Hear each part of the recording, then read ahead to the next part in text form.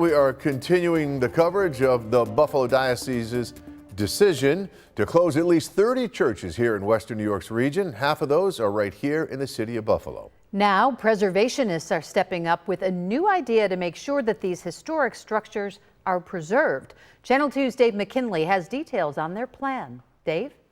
Scott Marialis, it's sort of a simple idea, but kind of complicated, and it's never been done before, but all they know is they need to. In Buffalo, there are examples of old churches being converted to everything from housing to office space, even art galleries and recording studios. However, there are also numerous examples of churches closed which decades later continue to rot to the point of condemnation, where either nothing has been done or where the best laid plans have become cost prohibitive and have fallen through.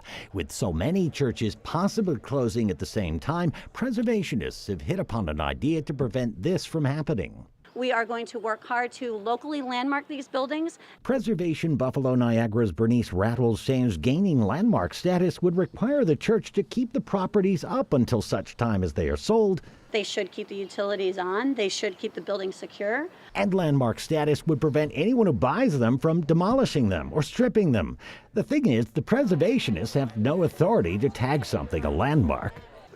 I can, yes. And I'm going to go right through it. Or at least the Common Council can, and Fillmore District Councilman Mitch Nowakowski is on board. While he knows landmark status can dissuade certain developers. Because it adds a layer of preservation protection, which sometimes leads to developers not wanting to adhere to those standards. Rattle insists it could also help them. When you do local landmark status, you can then then open the doors to other grant funding available. When it comes to Catholic churches in particular, though, they also say it can be much harder to redevelop them due to restrictive covenants that anyone buying them from the diocese agrees to follow. There's only a certain amount of uses that you could put in an old church, and the main one is either retail or housing. However, they cannot be restaurants, they cannot be bars, they cannot be a variety of other things we cannot say on the news, but I would really like to encourage the diocese to really rethink some of those standards.